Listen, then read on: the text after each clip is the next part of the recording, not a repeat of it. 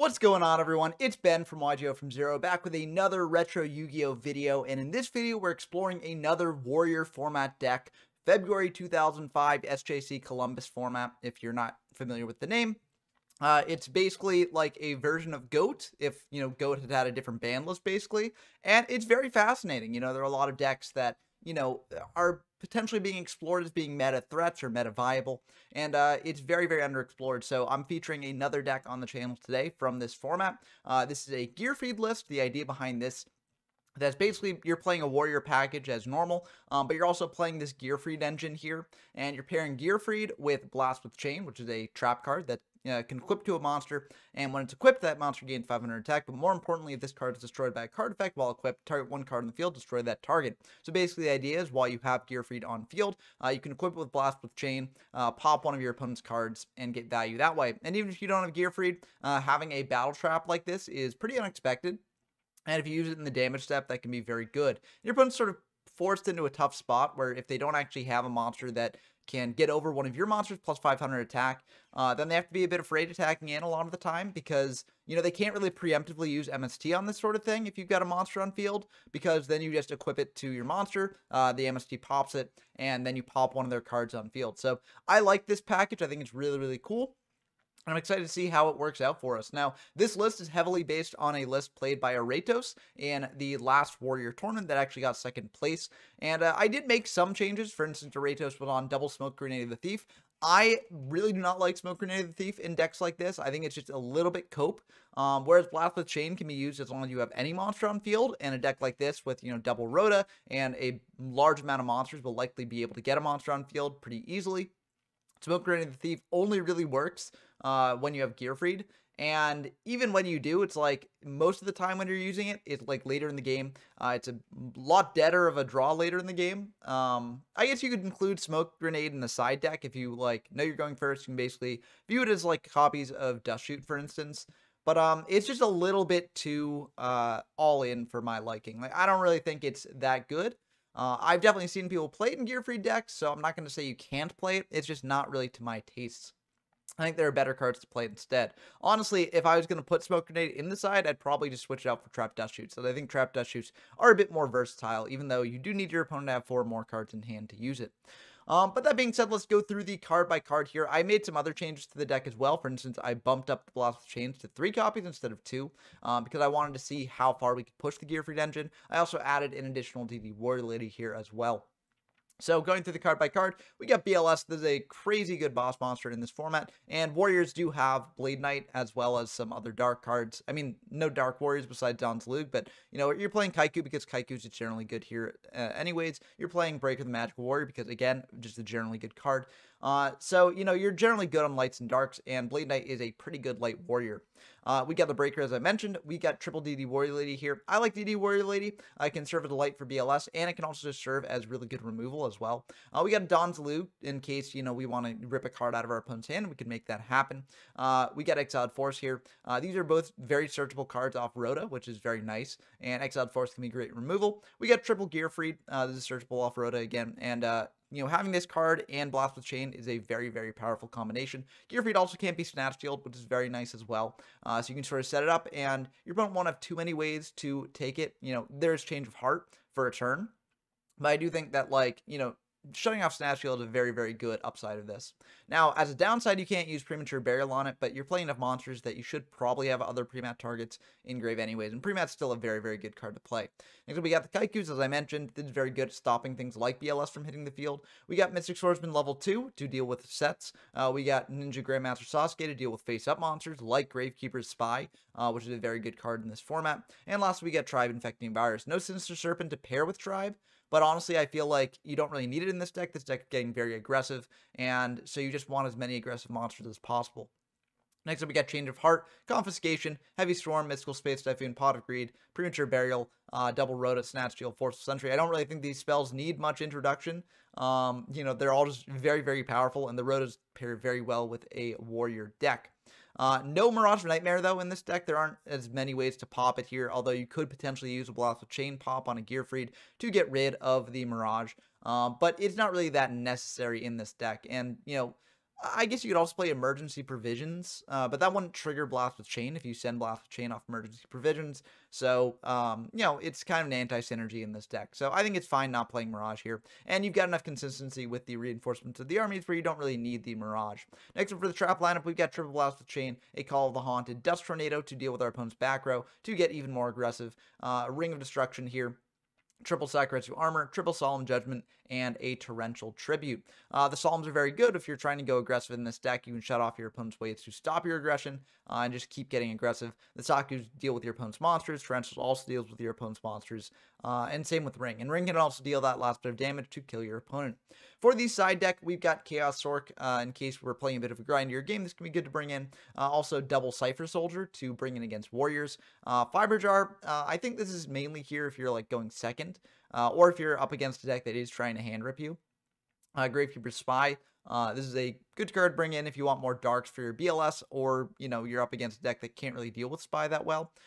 We also got a Jinzo here for more back row heavy decks. Double Book of Moon. I think this is more for decks playing like Royal Decree. It's good to have this as a spell that's reactive, but also it pairs with Nobleman of Crossout, which is very good against flip focus decks. And Double Smash and Grind here can deal with a variety of decks as well. Lastly, Dust Tornado for more back row focus decks. We do have a full fusion deck here, which is just sort of the typical like fusion toolbox.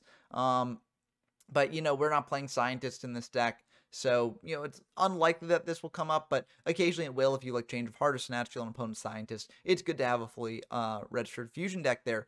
But this format does have an unlimited fusion deck like GOAT does, so, you know, unfortunately, we can't play in the GOAT lobbies on Dueling Book for it, but if you do need a fusion monster that's not in the fusion deck, then you can just say to your opponent, hey, I'm proxying this fusion card here, so just treat this like token as that fusion monster, for instance, and that should be good enough.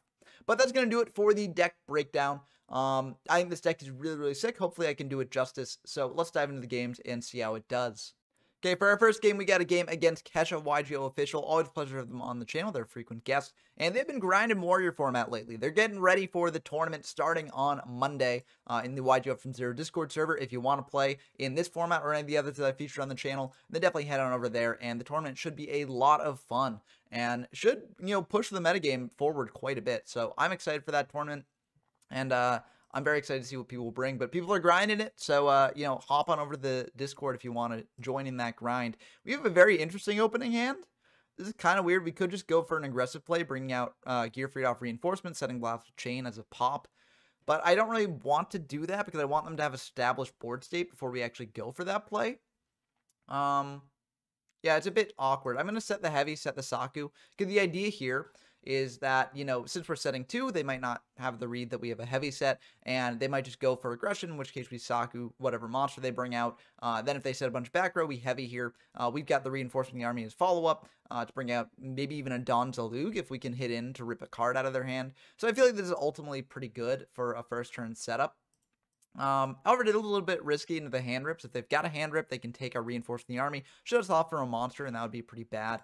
And unfortunately, they do have a hand rip indeed in the form of confiscation. So unfortunately, our play is going to backfire a little bit for us. They're going to take the reinforcement of the army. Now we don't have a monster. Now we are playing a fair amount of monsters in this deck, so we're not like too unlikely to draw a monster in the following turns, so we should be fine. We see that they're on Pyramid Turtle here, so they're on a bit of a zombie deck. We just want to Sacrifice Armor that away. We don't want to deal with that. And they're just going to set 1 pass back to us. Yeah, this is a bit awkward. We could heavy their 1 back row, but not really a point to doing that. We're just going to set the Blast with Chain in case we do rip a Gearfried off the top. We have the access to the pop. But otherwise, it's like not looking the best for us here because we really do want monsters to actually do stuff. They've got Injection Fairy Lily, which is a bit of a clock for us. You know, we dropped down 3,400 here. They only pay 2,000. They're going to set another pass back to us. We draw Confiscation. We could go for that because we don't have a way to deal with any monster that they bring out. And if they do have like a Pyramid Turtle in hand, then it's good to hit that out. But yeah, it's a little bit awkward. I think we just have to go for Comfy here. It also gives us more info on what they're playing for the next game. But they've got Rhoda plus DD Warrior Lady, so either way, we're dead here. We're just going to take the Rhoda to give them less options. But yeah, it's not looking good. We're going to set a MST pass back to them. But it's not looking good here. They're just going to go to battle, though, with the Lily. So I have the read that they might have a Ring of Destruction set. So what I want to do is I want to just MST their new back row. I feel like that would be the second set that they do, the newer one. It's just a Saku there, so it won't matter. But we'll drop down to 200. We're still alive, so hopefully we can actually make something happen. We drop BLS, which we don't have any monsters in grave to pair with, so that is quite unfortunate. Not the best game one there.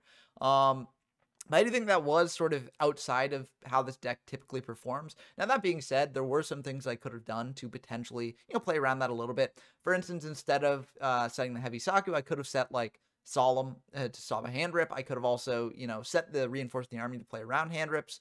But I also have to play around heavy at the same time. I guess there are 2 hand rips, 1 heavy, so it's better to play around the hand rips than the heavy, but it's always a bit of a decision to make there. And I think the setup we had was, like, pretty decent. If our opponent didn't have a hand rip, then it would have been really good, but unfortunately, they had a hand rip, and then we didn't draw any monsters for the rest of the game, so quite unfortunate there. I also could have gone for the more aggressive setup turn 1, going for Rhoda into Gearfried into Blast with Chain there. But I feel like the setup we had was also, like, relatively fine, so it is what it is. We're going to go into game 2, and this is a much better start, I think. We draw Confiscation, so it's really a better start. We're going to go for Confi here. Take a peek at what they're working with here. We see DD Warrior Lady, Confiscation, DD Warrior Lady, Giant Rat, and Rhoda. That's a bit of a tricky hand there. I feel like we can play around Confi because we got a lot of back rows, so we can just set those. This is a bit tricky. Rhoda can get them anything from deck that they might have, so that's a bit worrying, but realistically, they've got double DD Warrior Lady in hand, and if they're playing zombies, they might just be on the DD Warrior Ladies plus, like, Exiled Force, I guess. And if they search out, like, Exiled, we're fine with that. If they search out another DD Warrior Lady, that's why we got Ring. So I feel like either way, we're fine with them keeping the Rhoda, and again, we can play around the Confi. So we want to get rid of the Rat because we don't want them to go, like, Rat into Turtle into Koki. Like, that's what we don't want.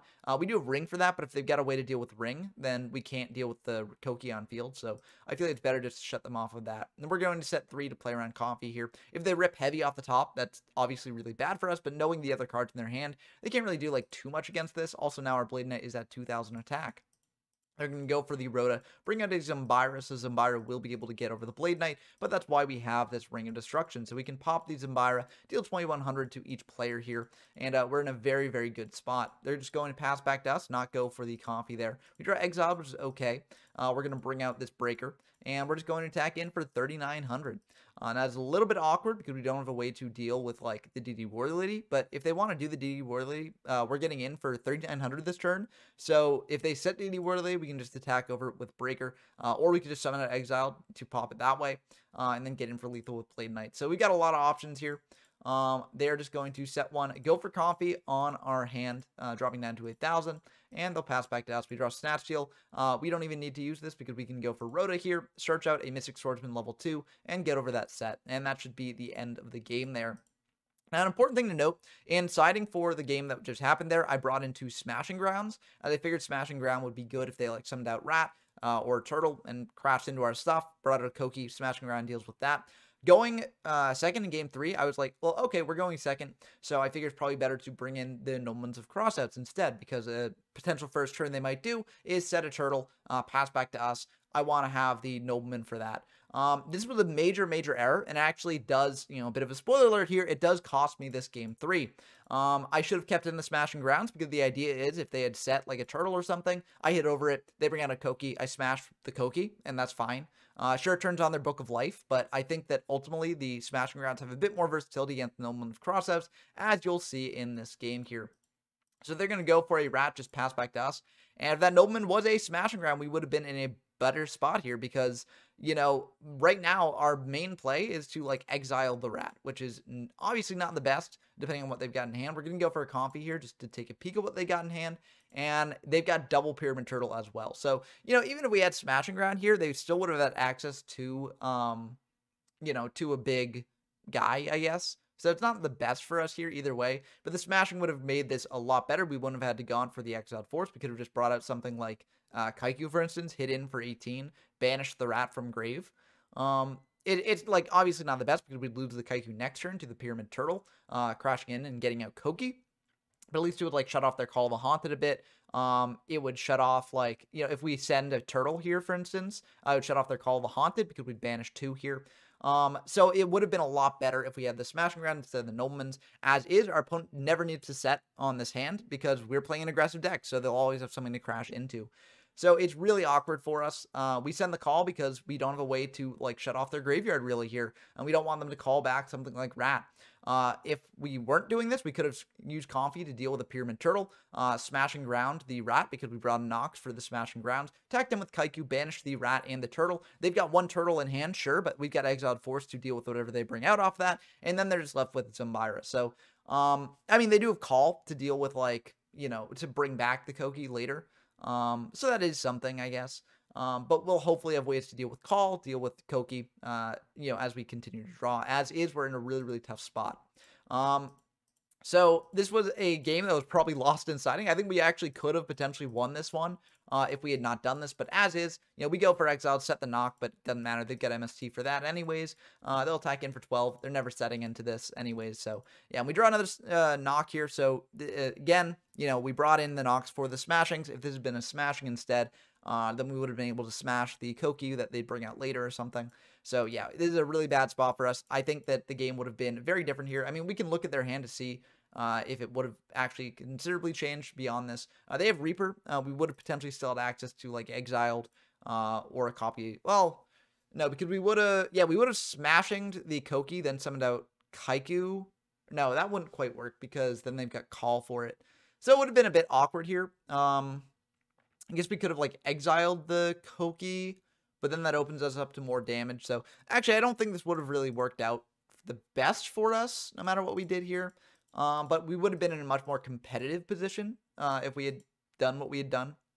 We also have Forceful to, you know, take a card out of their hand. We're just going to set the Blade Knight. Basically, the idea here, like, we didn't summon a monster last turn because we didn't want them crashing in with one of their monsters. But the idea here is that, like, I realized, oh, okay, if we top deck BLS, we want to Light and Dark and Grave. So we're setting the Blade Knight to, yeah, to just play around that situation. They've got Zumbira, though, so they can just, like, clear the Blade Knight. But also, this depletes their Zumbira a little bit. We can hit over it with a Kaiku later. Unfortunately, we can't just bring out Blade Knight, set a card from our hand, and get over the Zumbira here. Because we got all monsters. So we're having the opposite problem as the first game. We're going to set this Kaiku, pass back to them. Next turn, we can bring out a Kaiku, hit over the Zumbira, but it's not looking good for us. We're dropping down to 2,200 here. And, you know, we see that they've got Forceful as well, so they can Forceful our hand, take away the Kaiku. I mean, this does turn on our Blade Knight at 2,000, so that's something, I guess. But realistically, this is the end of the game. Saku is actually good because we can Saku the turtle, and that can at least get us, you know, prevent them from bringing out like a Koki later at least. So we're going to set the Saku here. They draw Heavy though, and Heavy will be able to deal with our back row. So yeah, not the best for us. You could argue that, like, even if we had had the smashings here, this game would not have gone our way. But again, you know, it's about being a bit more competitive. And I think that we would have had a much better shot at winning if we had brought in these smashings instead of the knocks. So unfortunately, I wasn't thinking of that. I just got tunneled in on, you know, oh, what if they set turtle? But realistically, I should have brought in the smashings. It would have been much, much better. But that's going to be the end of this game, unfortunately. And yeah, they bring out Rat. I actually admit defeat here because I assume that they're going to crash Rat into Blade Knight, bring out Lily. But maybe they're not on Lily in this game. They just bring out Koki. I also, you know, I don't count the damage right because I think, oh, Blade Knight to 16, so 800 plus 14 is 22. But actually, this is 400 plus 18 or 1400. So I actually still am alive. So if I get out like a BLS off the top, then I will be able to win here. Unfortunately, I just draw a Zalug, which is not really the best draw here.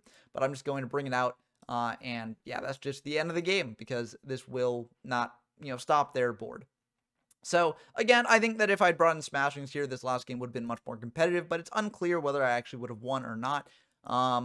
Going through the lines, I think that I probably didn't have enough removal to actually deal with, like, the double turtles and the rats, especially with the Koki being revived off call. But I think I definitely might have. I don't know. It's just tricky to think about after a certain period of time, like what my opponent might have done if I'd done things differently. I think it would have been a lot better, though, than the game that we had here. So, food for thought, always good when looking back on these replays to think about what you could have done differently, not just in the gameplay section of things, but also in the siding section, as siding is a very tricky skill to learn, and it's definitely a very vital skill to learn. But this wasn't the only game I played against Catch. We actually got another game as well against a different deck, so let's dive into that now. Okay, we got another game against Kesha. We're again playing the Gearfried deck here. And we are going to be going second because we did lose rock, paper, scissors. But this is a really good opening hand. We got Gearfried plus Blast, plus Ring, plus Saku. We got a ton of stuff here. And we draw into Heavy Storm. We're just going to go for pot here, draw 2. We draw Change. Now, if we wanted to, we could get really aggressive here, going for Change of Heart on their set. Summon out like a Gearfried, attack in for a ton of damage. In hindsight, I think this would have been the better choice. But instead, I just bring out Gearfried, attack into their set. I think it would have been the better choice because, like, if we think about what things Gearfried gets over here, it gets over, like, you know, DD Warrior Lady, gets over Sinister Serpent, it gets over, like, Recruiters as well. In all of those cases, I don't necessarily want to hit over those with Gearfried here. Because, like, if it's DD Warrior Lady, they banish the Gearfried, then I don't have access to Blastless Chain. If it's a Recruiter, they get a potentially more powerful monster, and I might want to, you know, not let them get that, so I might want to have Ring of Destruction for their monster. So I think actually, like, it is very aggressive, but this deck is a bit aggressive, so I think I should have gone for Change of Heart on their set, flipped it up, attacked in, and dealt a ton of damage. Obviously, there's a bit of hindsight in this, knowing what it is now. But realistically, I think this was the best option. And we do get a bit punished here because it is Gravekeeper's Spy, which gets out another Gravekeeper's Spy from deck, which is a bit hard to deal with. Now, we do have the tools in hand to actually deal with this because we got Blastless Chain plus Ring of Destruction here. So that will deal with it quite, you know, easily. But it is good to know, and our opponent would, you know, have a Spy left in deck, which is pretty good to have, you know, there as opposed to on field, obviously. But they're just going to set one pass back to us. We're going to go for a Rhoda here. Grab a Ninja Grandmaster Sasuke, which will be able to eat apart their board a little bit. So we're going to attack into a Spy here. They're going to go for Saku on that. We're going to attack into their set here. It is a Mask of Darkness. They're going to add back the Sakuretsu. Now, something we could have also done here is we could have gone Blastless Chain on Gearfried, pop the Mask, then gone for Ring, get rid of a Spy, then go for Heavy, lose our Saku to trade, you know, 1 or 2 for 2 kind of. Go for Sasuke here, hit over their remaining Spy. I think that would have been a bit too aggressive though. So, you know, that is an option though to keep in mind. But I think since we're going for the more slower paced gameplay here, I think that this was fine. Realistically, you'd make a move like that if you'd gone for the Change of Heart, you know, first turn, but we didn't. So it's good to keep in mind. They're going to go for MST on the back row. We're going to chain Ring there, get rid of their Spy. They're going to set one, go for meta here. And we got to think about this because the way that Blastless Chain and Gearfried interact with meta bringing out Thousand Eyes Restrict is a bit interesting. So we've got to go for Blast now. So what we do is we go for Blast equipped to Gearfried, and then we're going to pop the Thousand Eyes Restrict just so that way, you know, they've got Spy, but you know, they lose the Restrict, we get to keep our Gearfried, and we can change their Spy and then go for Kaiku next turn. So they're going to set another pass back to us. We know about the Saku from the Mask. So what we're going to do here, because we don't want them getting back the Serpent, because then whenever they draw a Metamorphosis, that's really good for them. We're actually going to go for the Change of Heart now, get out the Spy, you know, attack in for a ton of damage here. 4,800, dropping them down to 2,000, and this way we'll be able to banish the Spy and the Serpent. The Serpent's very important to get rid of, because again, if they get back Serpent and then have another meta, then they go for that. So that's why I want to do that. They do get the Spy back, so they've got a 2k defender that we can't easily get over. But I still feel like fine with this situation. I feel like we've got some inevitability here. But, you know, if I'd played things differently, we wouldn't have been in this bad spot to begin with. So, you know, it's good always to remember that, like, you know, hindsight does play a role in these sorts of things. So it's definitely not, like, necessarily like, oh, I should have always gone for Change. But I think the Change is the better choice there for what to go for. But they're going to go for Magician of Faith, get back a meta, and then they're going to go for Scapegoat in the end phase here. So now they've got access to Thousand Eyes Restrict again. And if you're playing against a more control deck, which, you know, to be fair, we don't know that it's a control deck, you know, first turn. But if you're playing against this sort of deck, then, you know, you give them an inch and they sort of like spiral a bit.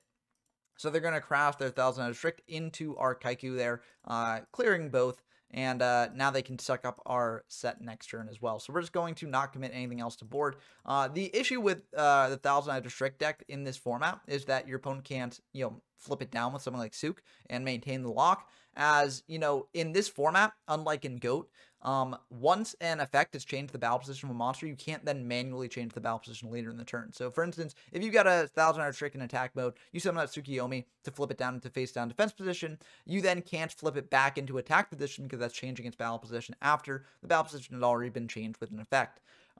You can do something like, for instance, if you got a Takoichi set, you flip up Takoichi into face-up attack position, and then you can summon out, like, a Tsukiyomi to flip it back down, because you can always use effects to change battle positions. You just can't manually change battle positions. So, a bit of a tricky thing that you have to keep in mind in this format. We're going to go for Breaker, and we're actually going to pop the set there, just because they can't necessarily suck up our Breaker that easily, and we want to deal with whatever set they might have.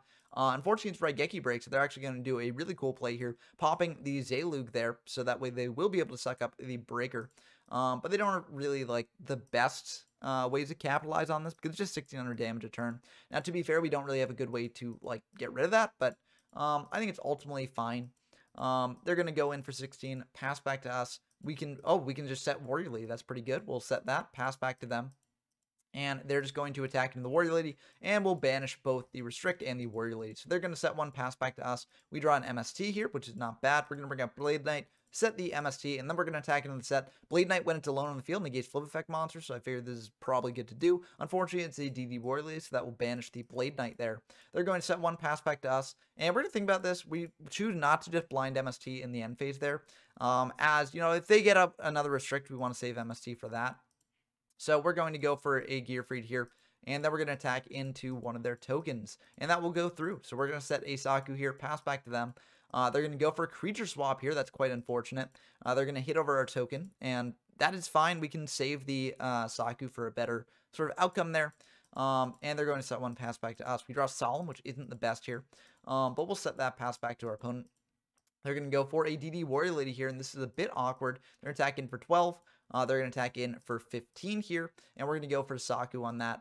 And unfortunately, they do Solemn Judgment that, so we can't really Judgment this, because then we're still losing 14, which still loses us the game. So there's an argument to be made here for actually going for the Saku on the last attack, because if it's on the last attack, then if they Solemn Judgment it, then we can Solemn Judgment their Solemn Judgment. But I kind of wanted the Gearfried. I mean, I felt like DD Warrior Lady could clear whatever monster we bring out to stop their current board, so that's why I wanted to get rid of the DD Warrior Lady. But yeah, I think in hindsight, I probably should have gone for this, figuring that they were on Solemns in their deck. So yeah, and their last card with the Gearfried, so it wouldn't matter. But I do just, you know, on the last attack, I do go for the MST on their back row just to get more info on what they're working with. But yeah, that will just be the end of the game there. So quite rough. I think if I had played this differently, we could have easily won that game. Again, if I'd gone for Change of Heart the first turn, it was very aggressive, but if you think about all the options that could have been set there, it was probably the right choice, especially with the hand we had. So yeah, I think that was a bit of a misplay on my part, but this is my first time really like playing the deck in Warrior format, so it does take a bit of adjusting to get used to here. I'm going to go for a Gearfried, just set a ring, pass back to our opponent. I feel like we're in a really, really good spot tempo-wise, because we got a lot of options to deal with what they're working with. They're just going to set 3, pass back to us, and I feel perfectly fine with that. We're going to go for Rhoda here, searching out a Dawn Zalug. Now, you might wonder why I'm going for this instead of just summoning out the Breaker to pop one in their back row. I feel like the only reason they set 3 is if they got a bunch of chainables. So I don't necessarily want to blind Breaker into that, especially because we know about Scapegoat in their deck. So, like, I don't really want to do that. I want to force them to use their back row up beforehand, and then I can Breaker later. So I'm going to go for Dawn. They're going to go for Saku there. We're going to attack in for 18. They've got the Scapegoat here to deal with that.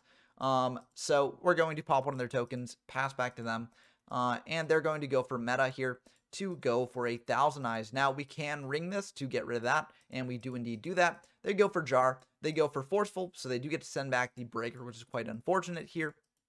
But it's not the end of the world. They're going to go for Mirage, set 1, pass back to us. And we draw Blade Knight, so we won't be able to deal with that Mirage now. They'll be able to draw 3.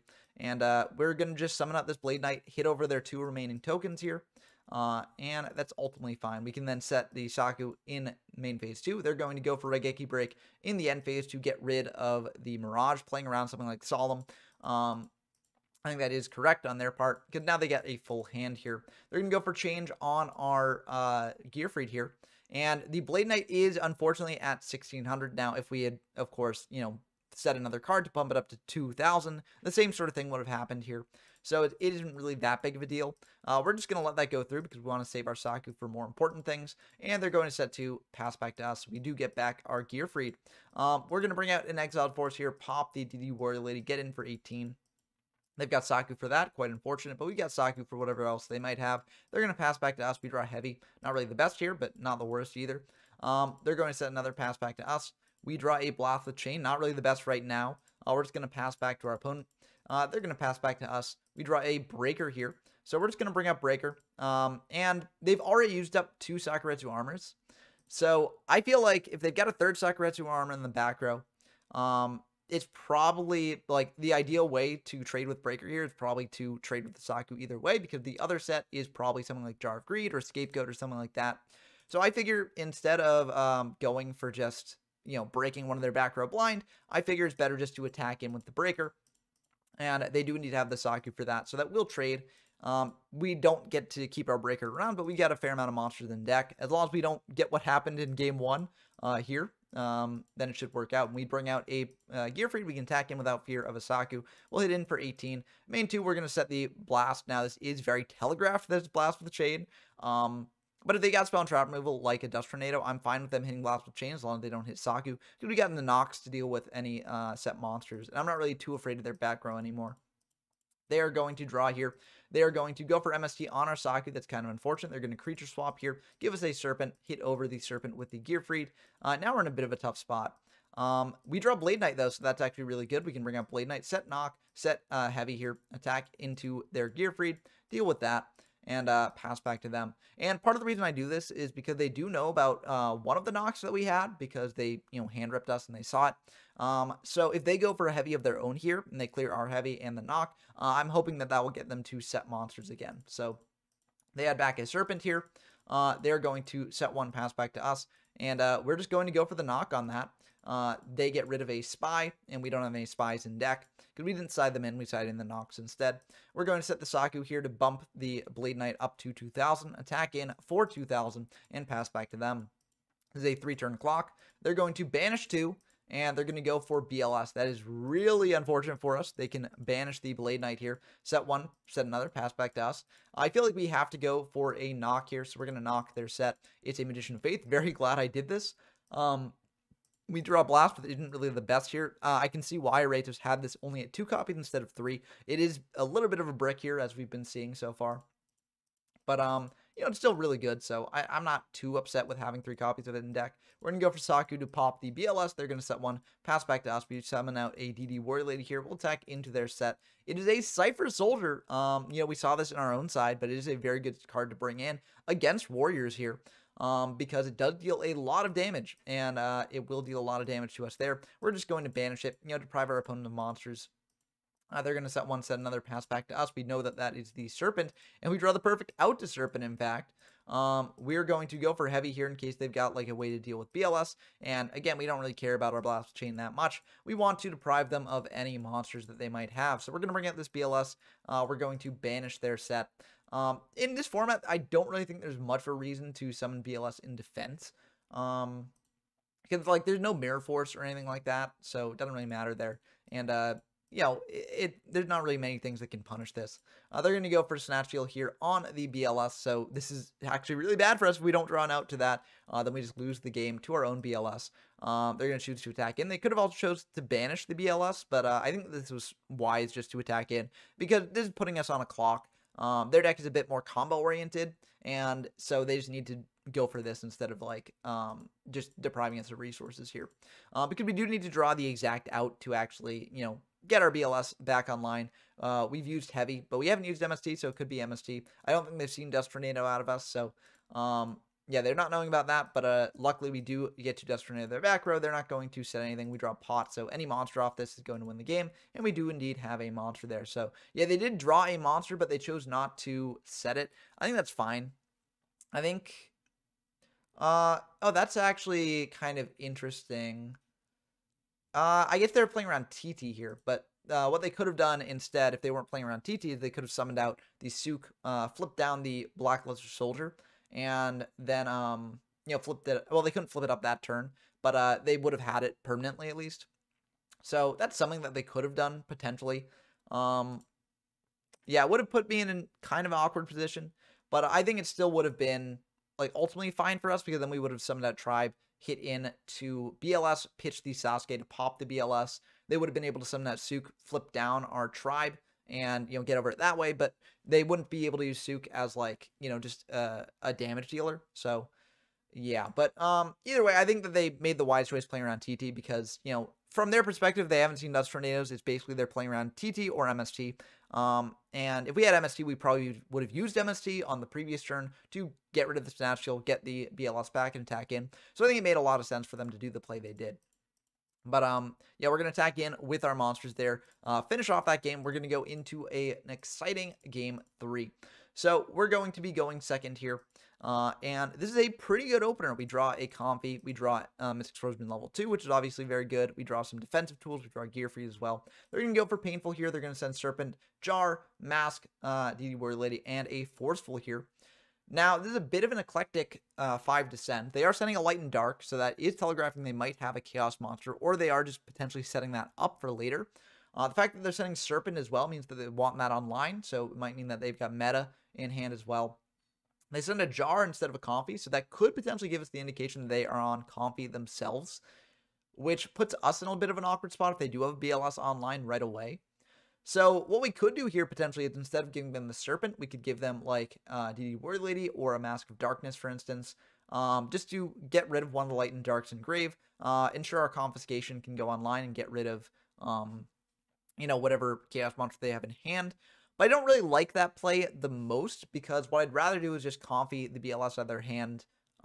They could go for BLS right away, but I feel like, I don't know. So if they've got Comfy in hand, right, and they Comfy us, and they see our Comfy, they could go for BLS right away, and that would be a bit of an issue. But we do have TT to pop the entire board, so we can sort of, like, summon one of our own monsters into TT, potentially go for that sort of thing. We've also got Saku to deal with BLS. So I think what I want to do that is just give them the least value possible and give them the Serpent.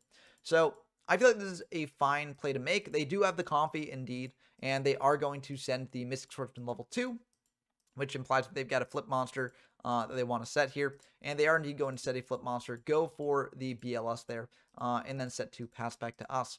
So they're going for the BLS because they know we've got the Comfy. Now our Comfy is a bit more dead here than it would be otherwise. We draw Kaiku. That's kind of funny there, but won't really help us here.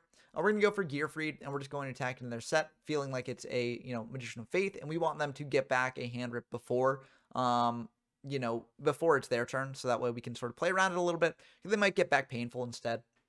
Unfortunately for us, it is a Gravekeeper's Spy, which is really rough, as if it was Gravekeeper's Spy, they would have flipped it up on their turn, played into TT a bit, maybe.